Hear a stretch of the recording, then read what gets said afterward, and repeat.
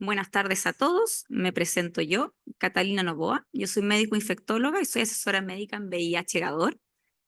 La verdad es que le doy la más cordial bienvenida a todos los presentes a este simposio. Veo que hay médicos, hay químicos farmacéuticos, hay matronas, hay enfermeras, hay psicólogos, están todos los profesionales de la salud, así que es un agrado estar acá como siempre todos los años. Este simposio se llama Asegurando el éxito de la tara a largo plazo. Va a ser un simposio interactivo, van a haber discusión de casos clínicos, así que va a estar muy entretenido. Y la verdad espero que este simposio sea una oportunidad para seguir aprendiendo y colaborando en pro de la salud y el bienestar de todos nuestros pacientes. Dicho esto, tengo el agrado de presentar a nuestros dos grandes expositores.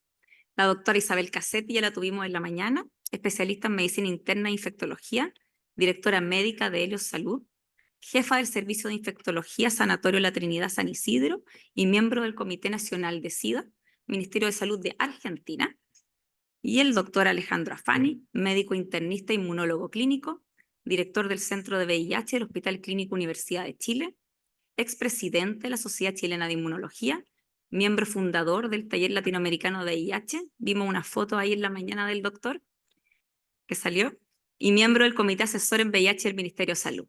Así que bienvenidos, doctores, muchas gracias. El escenario acá es de ustedes.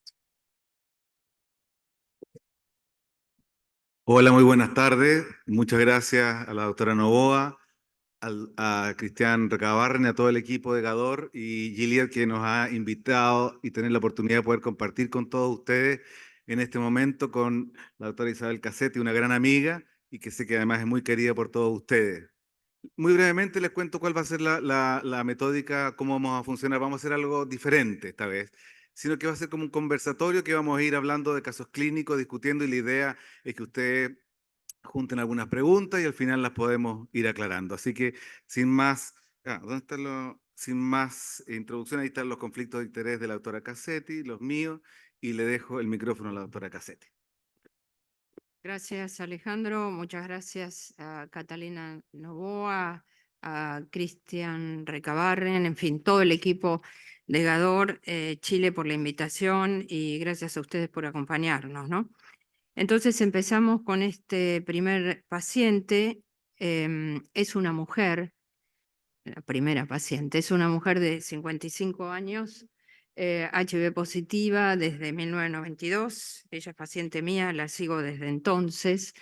Inició tratamiento en aquella época con AZT, 3-TC Indinavir, en la época que dábamos, los más jóvenes no se acuerdan de esto, pero sí, sí, tremenda era la intolerancia con el Indinavir. Tal cual le pasó a ella por intolerancia al Indinavir, pasó a AZT, 3-TC y a Abacavir, que les dábamos una lipoatrofia fenomenal a los pacientes. Siguió con este esquema. En el 2010 pasa a TDF FTC Favirenz por justamente lipoatrofia. Es decir, que desde, ahora les voy a mostrar en la imagen, desde el 2002 hasta ahora está no detectable. Es decir, los cambios fueron por toxicidad y no tiene ningún fallo. Bueno, nada para destacar en sus antecedentes. No tenía test de resistencia basal, CD4 de 320, 35.000 copias. Ella tiene antecedentes de asma bronquial. En el 2019 le pedimos una densitometría que mostraba osteopenia y para esa época empezó con síntomas de menopausia o perimenopausia, sofocos intensos, con muchos síntomas vasomotores, artralgias, cefaleas. Evaluada por la ginecóloga, empezamos a pensar en reemplazo hormonal, de terapia hormonal. Entonces se trata de una paciente con supresión virológica de 22 años, durante 22 años, sin fallo virológico, con osteopenia y con una propuesta de iniciar terapia de reemplazo hormonal. Bueno, acá se ve la densitometría. Esta es la historia clínica nuestra, nos muestra esto. Muchas veces les imprimimos esto para que el paciente se lleve, así está más contento. Ven que desde 2002 hasta ahora, carga viral no detectable. Este es el CD4 que lo mantiene.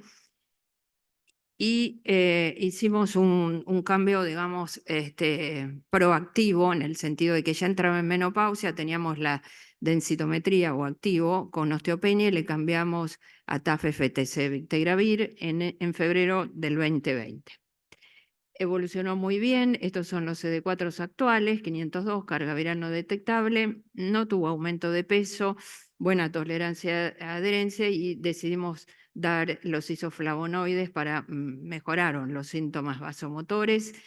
Y hace más o menos 2 años que empezó con episodios de metrorragias por miomas uterinos y su ginecóloga le dio drosperinona, que es un progestágeno, ¿no? Que a veces los ginecólogos, nosotros no manejamos esto, pero los ginecólogos lo dan. Entonces, teníamos que ver el tema de la toxicidad ósea, el tema de la terapia de reemplazo hormonal. Las razones para hacer un switch de tratamiento, no vamos a hablar de ellas, ya las conocen, lo único que uno quiere es mantener la supresión virológica y mejorar la toxicidad por la cual le cambiamos. A veces no le cambiamos por toxicidad, sino que cambiamos por simplificación. Esto lo repasamos hoy a la mañana. En realidad, Collins, yo le contaba que el estudio anterior del WISE fue donde comparó mujeres con HIV y sin HIV, y lo que hoy hablábamos de las comorbilidades más en todas las franjas etarias, sobre todo acá, en este estudio entre 40 y 49 y más de 60. Pero ya la Corte de Ontario, de Sharon Wesley, lo había demostrado, y nosotros presentamos 2018 en una IAS 250 mujeres posmenopáusicas para ver las comorbilidades y eran las que ustedes conocen en este grupo de pacientes. ¿Hicimos bien en el cambio o no? Y uno trata siempre de buscar si tiene evidencia científica para eso, y el Wave-Solé, en un estudio viejo que se cambiaba a TAF-FTC, el Vicovi, pacientes que venían recibiendo estos esquemas, y se pasaba a TAF, como les contaba, FTC y COVID en pacientes que venían recibiendo atazana rito y TDF-FTC, un grupo, y el otro TDF. Es decir, en el diseño del estudio lo que quería demostrar si el cambio de TDF a TAF mejoraba algo. Y efectivamente mejoró. Ahí les vuelvo a decir, un estudio viejo donde demuestra que el cambio de TDF a TAF mejora en mujeres. En hombres también se demostró esto. Y esto es para decirles que juntaron la población de mujeres de distintos estudios. Esos son estudios de subpoblaciones de mujeres, que es distinto a diseñar un estudio únicamente en mujeres, son cosas distintas.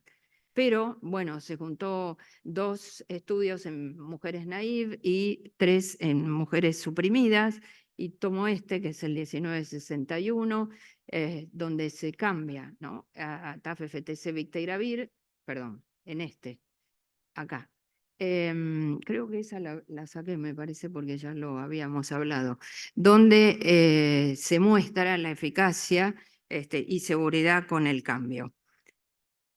Sí es el último y está hecho en mujeres, que les conté hoy a la mañana, únicamente mujeres, estudio de vida real con el switch a TAF-FTC Victe de mujeres que venían recibiendo distintos tratamientos.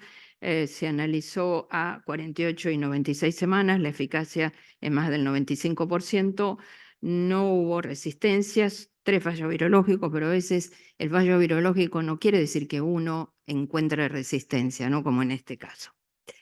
Y fíjense que no tuvimos problema con respecto a la interacción de drogas, los nucleósidos análogos, esto lo digo para las terapias de reemplazo hormonal como también para los anticonceptivos, los nucleósidos análogos no tienen problema, y las integrasas como dolutegravir y victegravir tampoco, Ralte tampoco. Sí, el Elvicovi, que no lo usamos, bueno, por el booster, ¿no? La doravirina tampoco tiene problema.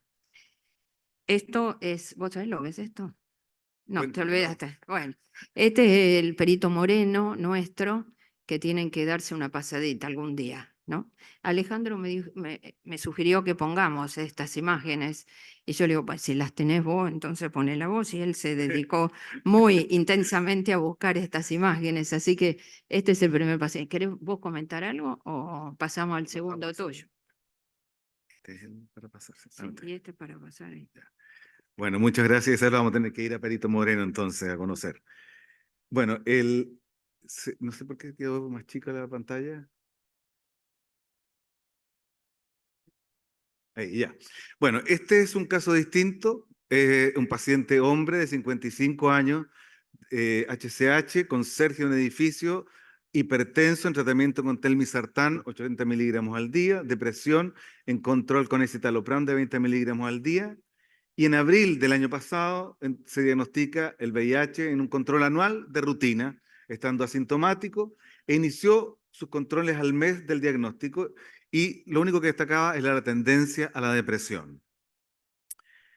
En mayo, es decir, la evaluación clínica estaba totalmente asintomático, el examen físico era negativo, un hematocrito de 37, hemoglobina de 12.7, los leucocitos y plaquetas normales, un antígeno de superficie que estaba positivo, virus C negativo, una creatinina de 1.35 con una velocidad de filtración glomerular de 50 ml minuto, un BDRL negativo, perfil lipídico normal, perfil hepático igual, normal, y el resto de los exámenes estaban normales. El recuento del linfocito CD4 al diagnóstico es de 174 células y la carga viral de 1.135.000 copias. Entonces estamos frente a un paciente de inicio de terapia.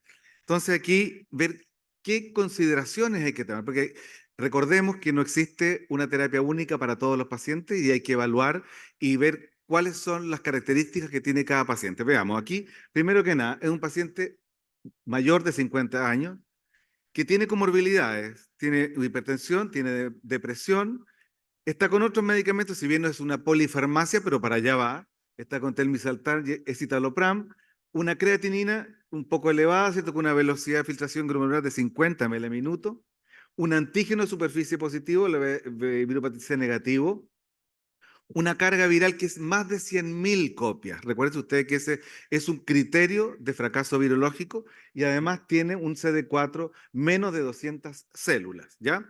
Entonces, estas consideraciones es importante tenerlas a la hora de decidir qué es lo que le vamos a dejar. Y además, obviamente, no tenemos un genotipo basal, que eso también es importante por lo que vamos a ver adelante. Entonces, ¿qué es lo que le pedimos al tratamiento cuando vamos a empezar? Son las cosas que ya conocemos, que es la eficacia, seguridad, tolerabilidad, la conveniencia con un bajo número de tabletas, alta barrera de la resistencia, bajas interacciones, es decir, tener un régimen potente, seguro, tolerable y fácil de adherir.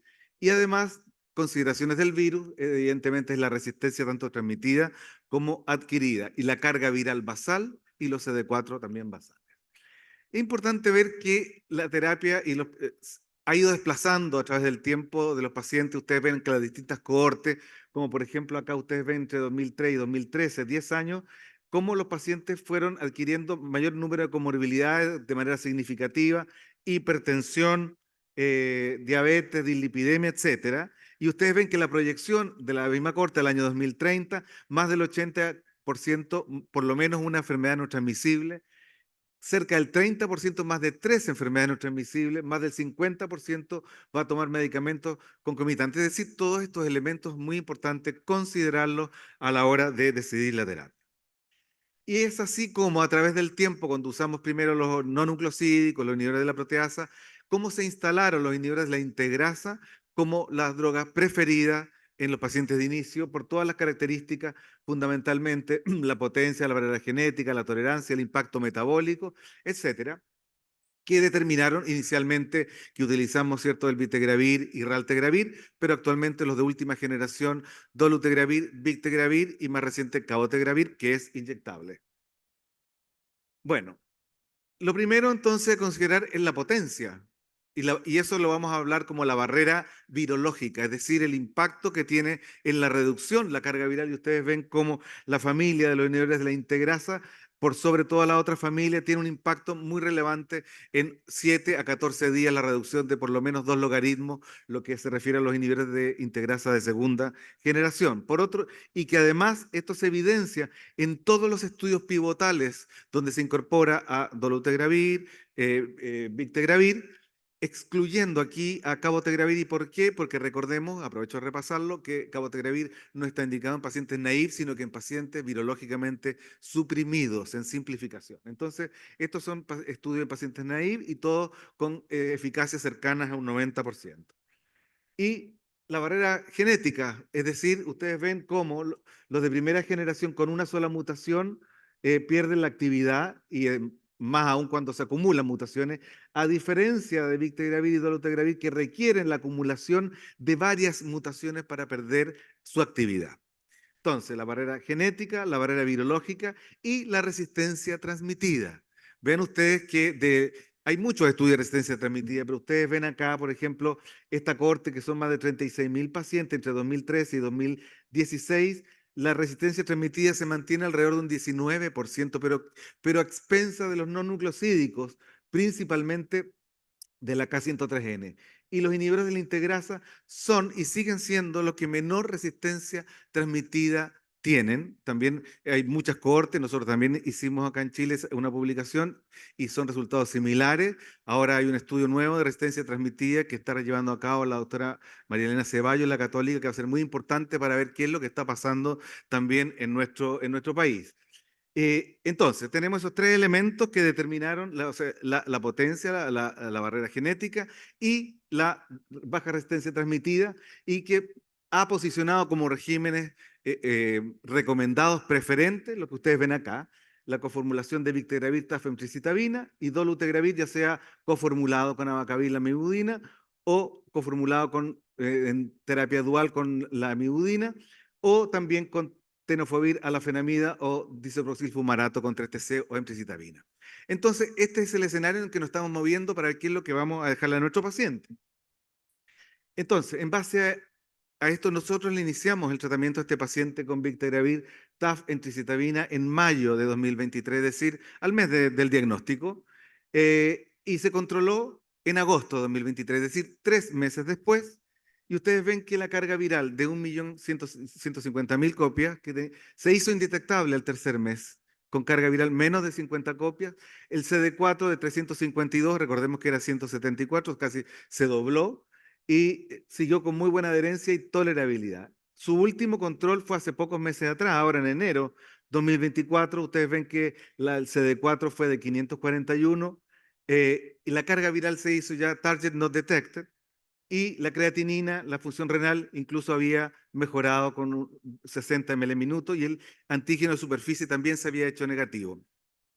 ¿Por qué le dejamos además, en ese momento estaba más indicado dejar esta terapia? Recordemos que, primero, no teníamos en ese momento un HLA-B5701, o sea, no podíamos dejarle abacavir y tampoco podíamos dejarle una terapia dual por 2 razones. Tenía una carga viral más de 500.000 copias, pero además tenía el virus de la hepatitis B, por lo tanto tenemos que incorporar el tenofovir. Y el tenofovir disoproxilfumarato mejor haberlo guardado porque estaba con un compromiso de función renal. Entonces, y además preferir un régimen de una sola tableta. Se corta de repente, esto no sé qué es lo... Bueno. Y entonces, ¿cuáles son los estudios que avalan el uso de bictegravir, tafemtricitabina en primera línea? Son estos dos los estudios pivotales fundamentales, el estudio 1489 y 1490, en una slide solamente en que se comparó a bictegravir, tafemtricitabina con dolutegravir, el 1489 con abacavir, lamivudina, es decir, se puso a competir a los dos CTR, ¿cierto? Y el 1490 que lo comparó con dolutegravir, con TAF y emtricitabina. El hecho es que a las 240 semanas no es habitual tener estudios pivotales que sean por tan largo tiempo, 5 años. Ustedes ven la supresión virológica mantenida a través del tiempo de casi un 100% cuando se consideran a los missings excluidos. Ustedes ven cómo fue mantenida. Entonces, por un lado, la potencia. Enseguida, la seguridad. los efectos adversos escasos a lo largo de los 240 semanas, que determinaron menos de un 1% de discontinuación debido a efectos adversos. Y muy importante, la barrera genética, alta barrera genética que determinó que no hubo desarrollo de resistencia, no solo en los estudios 1489 y 1490, sino que en todos los estudios pivotales que se hicieron en naive, en switch. O sea, estamos hablando de más de 3.500 pacientes donde no hubo desarrollo de resistencia. Y además este paciente, otra consideración, tenía más de 50 años. Y aquí, en el estudio de 1489, se hizo un subanálisis de los pacientes mayores de 50 años y que además de la supresión virológica mantenida, fue la seguridad. Ustedes ven que el compromiso renal, no hubo desarrollo de tubulopatía proximal renal, ni compromiso de la velocidad de filtración glomerular, ni de los biomarcadores renales, y tampoco hubo toxicidad ósea en cuanto a la densidad mineral ósea en cadera y columna. Desde el punto de vista hepático, además, este paciente tenía un virus de hepatitis B. Recordemos, el 1489 no permitía el uso, digamos, la incorporación de pacientes con virus hepatitis B, pero sí el 1490 porque tenía tenofovir en las dos ramas. Ahora, es importante ver que en el estudio en general no hubo compromiso hepatobiliar, no hubo hepatotoxicidad. No hay hepatotoxicidad asociada a este esquema terapéutico y además en los participantes que tenían coinfección con virus hepatitis B fue efectivo en la supresión del virus B, que además esto se contrasta y se complementa con la información del estudio Allianz, que fue presentado en primera instancia en el AIDS en Montreal, y que básicamente eran pacientes que iban con Victegravir, TAF, emtricitabina y dolutegravir con TAF y emtricitabina, y aquí se demostraron resultados de no inferioridad en cuanto a la eficacia virológica para el virus VIH, pero la combinación de Victegravir, TAF, emtricitabina fue superior a la de Dolu con TAF, emtricitabina en términos de la supresión de la viremia de virus B y además de la pérdida del antígeno E y de la seroconversión. Este es lo que les mostré, es la evidencia científica de los estudios pivotales, pero este estudio Big Star es el estudio, tal vez la cohorte de vida real más importante que hay en relación por la cantidad de países que aglomera y el seguimiento que ha tenido. Ustedes ven que en esta cohorte, que en los pacientes naive, porque hay pacientes naive y pacientes experimentados, esta cohorte que agrupó a los 3 años pacientes de Alemania, Francia y Canadá, la eficacia de 97%, tanto pacientes naive como experimentados, independiente del grupo estudiado. Y esto lo digo porque además en los pacientes que tenían menos de 350 CD4, que es el caso nuestro que tenían menos de 200, la eficacia fue de 95%. Y fíjense que un 100% en el grupo que tenía mutaciones archivadas, es decir, no hubo impacto en la eficacia virológica en aquellos pacientes que tenían archivadas mutaciones, incluyendo la M184B. Y además este paciente tenía depresión.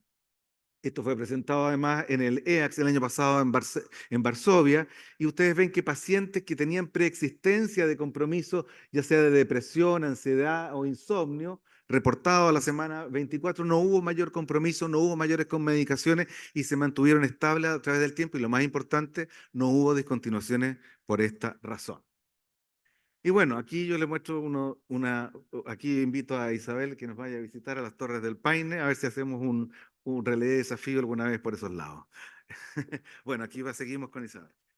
Hay que tomar un poquito de agua, me parece. Sí. Bueno, muy bien. El último paciente, y después vamos a conversar todos juntos, es un señor de 65 años que inició tratamiento antirretroviral en el 2010 en un hospital de la provincia de Buenos Aires. Nosotros no lo conocíamos, ¿no? En esa época recibió Abacavir 3TC y Favirenz. Tenía un laboratorio basal 320 CD4, 25%, carga viral 87.000 copias, y este tratamiento duró 4 años. Cuando él viene, nosotros lo recibimos ya con el cambio de tratamiento, ¿no? Cuando empieza a atenderse con nosotros, que fue en el 2015, venía con TDF-FTC atazanarrito, que recibía desde el 2014. A partir de acá, carga viral no detectable, y en 2015 lo seguimos nosotros, siempre carga viral no detectable y demás. Pero él es ingeniero y es muy inquieto en todas las novedades y demás. Entonces nos planteó en el 2016 si teníamos algún estudio que quería él recibir intramuscular.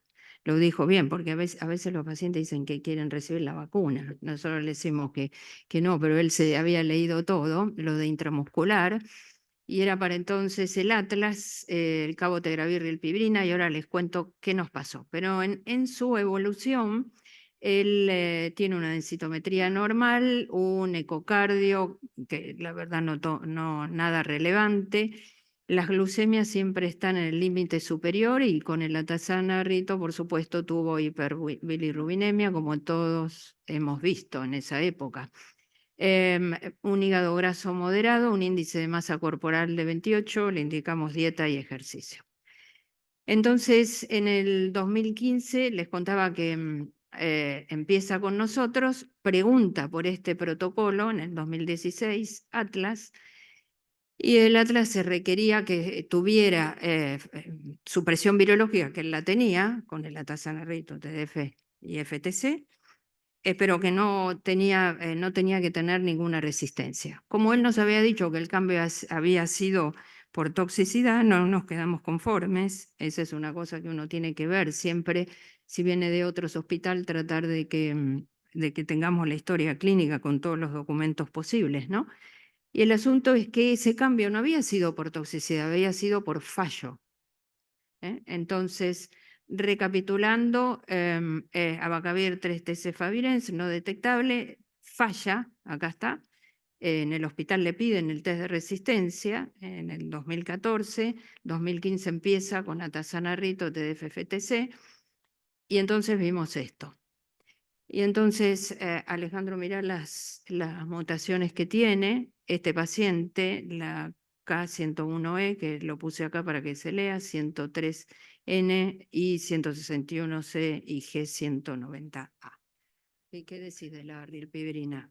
Bueno, con esas mutaciones tiene un compromiso importante, obviamente resistente a rilpivirina, incluso a etravirina, tiene la 181C, tiene la G190, o sea, tampoco podemos utilizar incluso un mononucleosídico de segunda generación que sea altamente resistente, no hay posibilidad de usar. Entonces él estaba con atazanarrito, le dijimos que no podía entrar al estudio por esta resistencia y siguió así hasta que le cambiamos en el 2020 por la toxicidad, digamos, la cuestión del laboratorio y por simplificación le pasamos a TAF-FTC Vecteravir, tenía bilirrubina alta, quería además una pastilla por día y desde entonces está no detectable.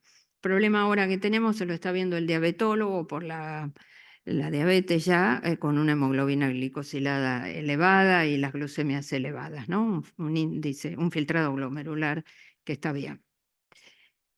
Entonces, este paciente es distinto. Vimos la primera paciente que tenía mujer, supresión virológica, 52 años y cambio por toxicidad.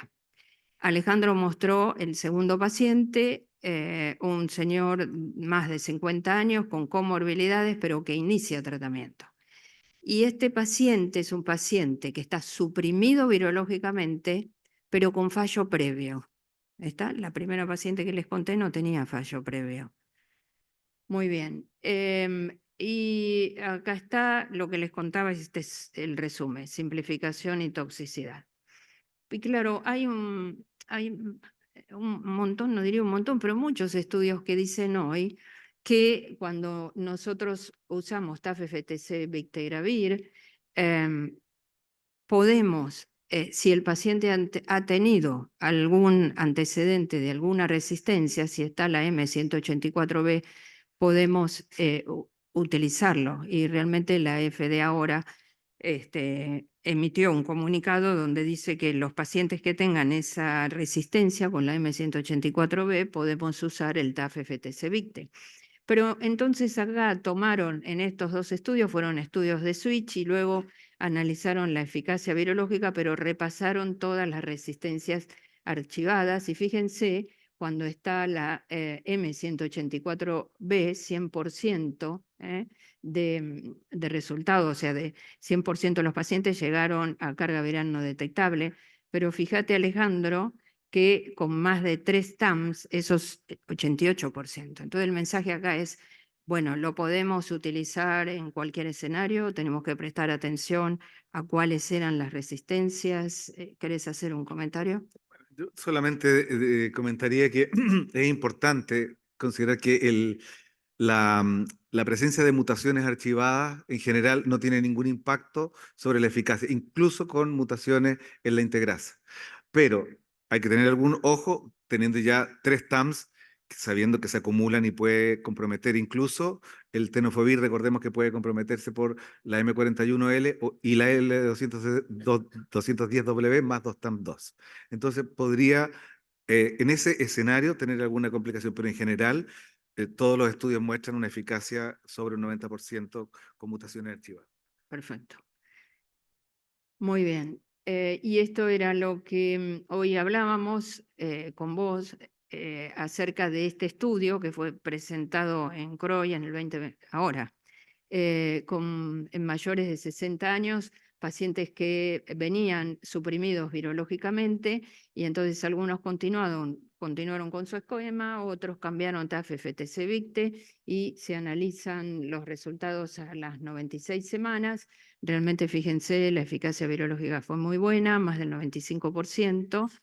Funcionó igual en las dos ramas, con ventaja acá en la densidad mineral ósea, lo que hablamos antes del cambio a TAF, ¿no? Muy bien, la semana 48 fueron esos resultados y 96 para el otro. ¿Dónde me vas a invitar? Ah, Bariloche, quizás. Muy bien. Ahí está. No, entonces, ¿vos querés decir algo, algún comentario del anterior? ¿Este? No, ¿El anterior? El paisaje. Lo que pasa es que los casos clínicos los hemos basado en base a la evidencia científica, pero obviamente son estudios randomizados, tienen sus ciertas limitaciones y siempre es importante ver la heterogeneidad que tenemos en nuestros pacientes y en ese sentido ver cuál es nuestra realidad, la vida real. Y la doctora Cassetti, Isabel, me gustaría que nos contaras la evidencia que tienes en Argentina. Ya están para ser de locutores, así, manejas. Ya está, ya Para está. no- Ya está, ya está, muy bien, muy bien. Muy bien, entonces rápidamente, estamos bien en tiempo, Catalina, ¿sí? Sí, estamos bien. Rápidamente, esta es nuestra experiencia con TAF FTC Victegravir en un centro, lo hicimos únicamente con nuestros pacientes. Revisamos 3.100, incluimos 2.671, que es lo que figura acá. Acá, espera.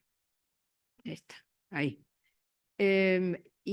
Tuvimos 72% fueron hombres, la mediana de edad 45 años, la gran mayoría fueron pacientes en switch, como ven acá, 88.2%, el resto pacientes naive. Estas son las características basales que, claro, los experimentados tenían que tener carga viral no detectable. Estas son las comorbilidades que fueron más frecuentes, como era de esperar, en los pacientes experimentados. Esas fueron las más frecuentes. Número de tratamientos previos, 2. El 95% de los tratamientos previos tenían nucleósidos análogos y como terceras drogas usábamos en ese momento inhibidor. Nosotros, como les conté, usábamos ahora menos darurrito coformulado, otro grupo efavirenz y el resto integrasas. La principal razón fue la simplificación, pero la segunda razón fue prevención de la toxicidad como nuestra paciente. Y acá tenemos datos a 6, 12, 18 meses, pero para no ser tan largo le muestro a los 6 meses y luego a los 24. Y medimos la carga viral menos de 200 y menos de 50. Me voy a centralizar en menos de 50, no fue bien. Pacientes experimentados, 97%, naive 88%, que es lo que se ve cuando uno inicia en general estos tratamientos. Y esto es a los 24 meses. El N es muy pequeño, así que, pero les quiero decir que tuvimos buena persistencia, que ahora se los voy a mostrar. Experimentados 97%, naive 89%. y esto es, digamos, todos los pacientes siguieron tomando el tratamiento, tanto en naive y experimentados, con cifras que llegan al 99%. Hicimos encuestas de satisfacción, calidad de vida, etcétera. Les muestro la de satisfacción al tratamiento, 91.5, y ahora estamos analizando las resistencias previas archivadas en un grupo de pacientes. Hasta lo que llevamos viendo, solo con la M184B estamos teniendo la misma respuesta, que es lo que se ve en los ensayos clínicos. Ahora viajamos por Ushuaia, ¿es esto? Yes. Muy bien. Entonces, vos, Alejandro, ¿cómo te fue? Bueno, gracias. Ahora les voy a contar un poco la realidad nuestra, lo que hemos visto en el Hospital Clínico de la Universidad de Chile. Ustedes ven ahí como del total de pacientes a marzo de este año 2024, el 57% de los pacientes está en tratamiento con Vectibravir, tafenoxetabina, ya sea naive o experimentado, y entonces hicimos esta cohorte que le llamamos VICUCH, para que sepan, y aquí están los pacientes. Las características demográficas, ustedes ven que teníamos 37% de pacientes naive, de los 464 incluidos, y 62,5% en switch. El 98% hombres, y teníamos un grupo, el promedio de edad 37 años, y teníamos más o menos 12% mayores de 50 años. Aquí están todas las características basales de CD4, carga viral, etcétera. Y en cuanto a las comorbilidades, más del 70% no tenía comorbilidades, grupos de gente joven en general, y dentro de los que tenían comorbilidades fundamentalmente era la dislipidemia, hipertensión y problemas de salud mental. En cuanto al outcome de eficacia virológica, aquí ustedes ven tanto en los pacientes naive como en switch, medida con menos de 50 y menos de 200 copias, como en los pacientes naive 90 y 98%, y en los pacientes en switch 93 y 98% respectivamente, de tal manera que fue sostenida y mantenida a lo largo del tiempo en ambos grupos, naive y switch. En cuanto a los CD4, y esto es bien interesante porque fíjese que el inicio, sobre todo los pacientes naive, cerca del 33% ingresaron con enfermedad avanzada, con menos de 200 CD4. Y fíjese que a lo largo del tiempo, hasta del 67% que tenía más de 200, pasamos a 93% que tenía más de 200 CD4. Incluso había cerca de un 12% que tenía menos de 50 CD4, y a la semana 60 ya no había pacientes que tuvieran menos de 50 CD4. En cuanto al impacto metabólico, no hubo compromiso ni lipídico, ni impacto tampoco en la función renal.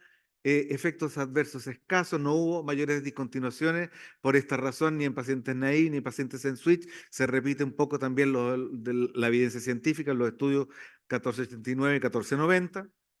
Y si comparamos un poco lo que acaba de presentar Isabel de Victar y la corte nuestra, hay varias coincidencias.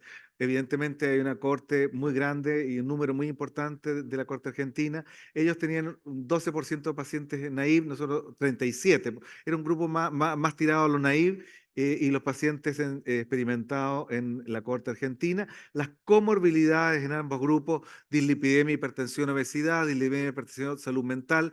Y lo importante es la efectividad en ambas cohortes, medidas tanto en 50 en 50 copias, 24 meses o 60 semanas, fue de 90% y 93%, y 89 y 97% respectivamente. Hay bastantes resultados similares. En ambas cohortes no hubo fracaso virológico con resistencia, fueron escasas las discontinuaciones, no hubo efectos severos, y hubo buena adherencia y tolerabilidad.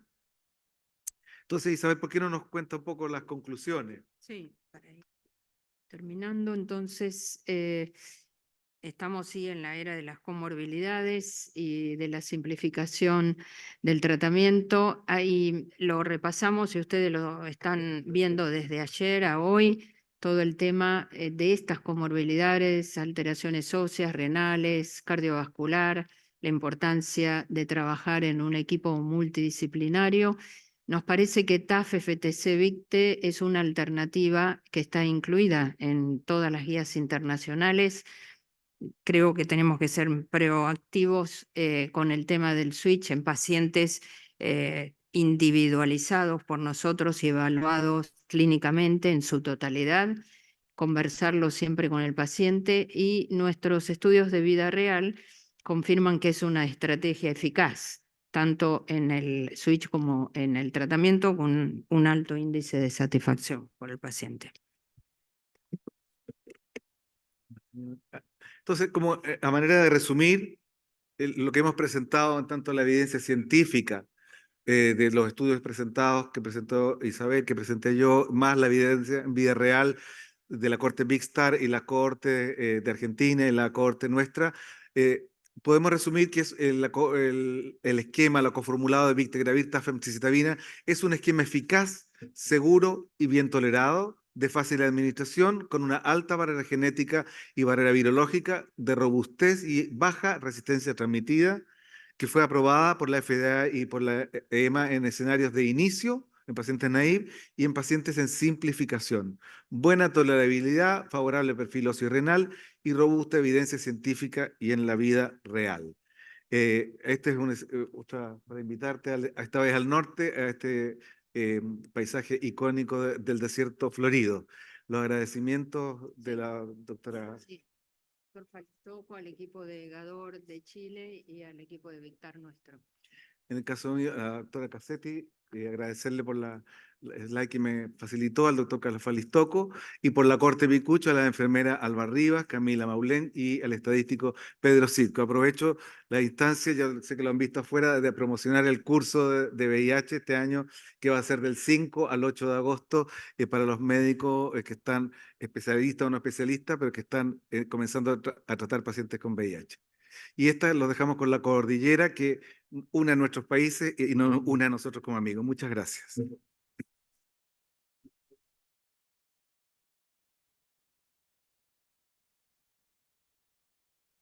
Estamos justo en el tiempo, así que no me queda nada más que felicitarlo. Excelente su presentación. Yo creo que tenemos unos minutos para hacer unas preguntas, 5 minutitos.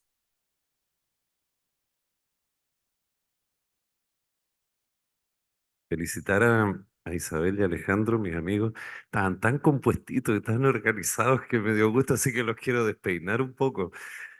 Eh, no, o sea, no hay duda de que en todos los escenarios que ustedes pusieron, Victegravir y TAF tienen su lugar.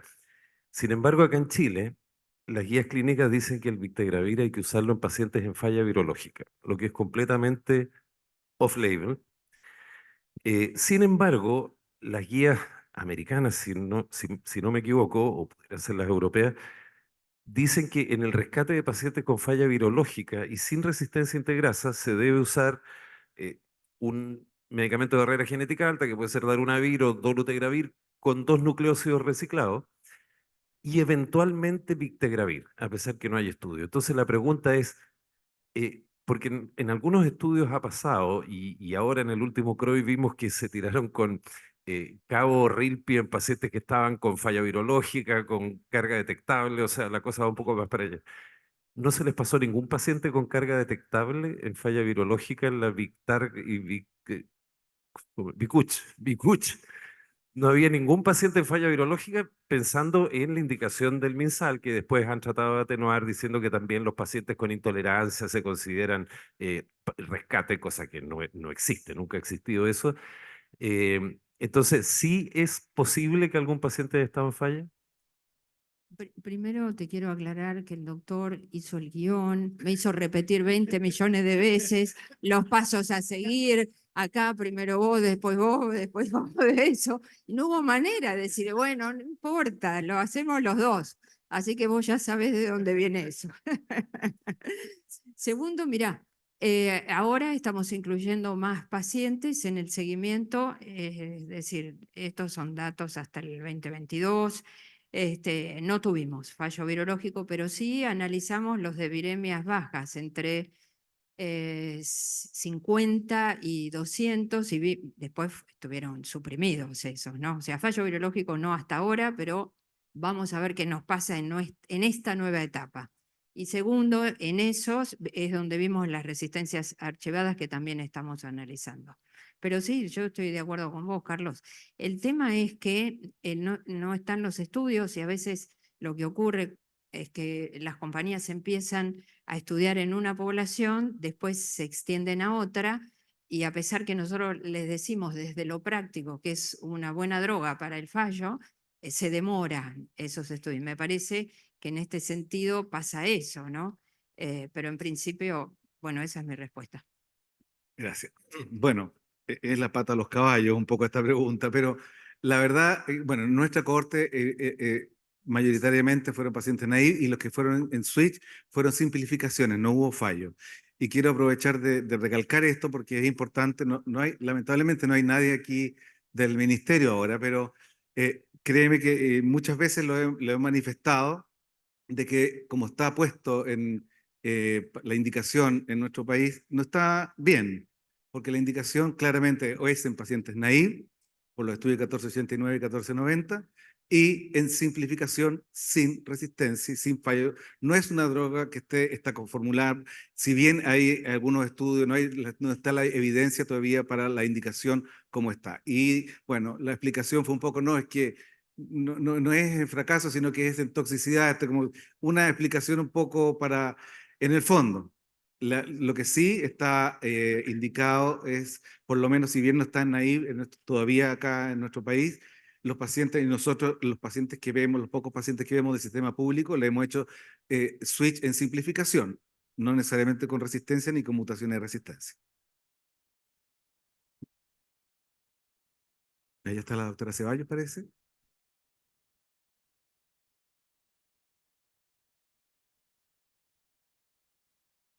Sí, muchas gracias por sus presentaciones, muy buenos los casos clínicos y tiene que ver un poco mi pregunta con lo mismo anterior, pero ya saliendo un poquitito del tema decreto actual y Chile, sino que si bien entendí a la doctora Cassetti que comentaba que la FDA ya había dado alguna indicación respecto al uso del Victegravir en algunos pacientes con resistencia, si nos pudiera aclarar mejor, ¿se refiere a pacientes con M184B o se refiere a otras mutaciones o a qué escenario para que nos quede bien claro? Porque hasta ahora en el fondo todos tenemos la idea de que no se usa en resistencia, no está aprobado para aquello, pero al parecer hay algunos cambios ahí, si nos pudiera Sí, detallar mejor liberó, eso. sí, doctora, liberó esto solo para la M184B. No es que diga M, o sea, como pasa siempre, ¿no? Que nosotros para trasladar eso en la práctica tenemos que interpretar a ver qué quiere decir aplicado a nuestros pacientes, porque la M184B puede estar sola, pero en la mayoría de las veces en nuestros pacientes, en nuestra región, se acompaña de mutaciones, TAMS o no, depende de las vías que elija, ¿no? Pero es solo si tiene la 184B. Es decir, si usted tiene un paciente como el nuestro, supóngase que falló, y entonces vemos el test de resistencia y solo tiene la 184, está habilitada para darle TAF-FTC 20. Pero si además de la 184 tiene 3 TAMS, no. ¿Está?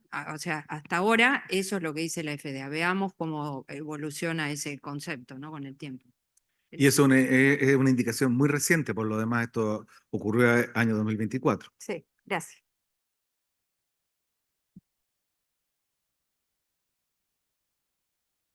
Hola, buenas.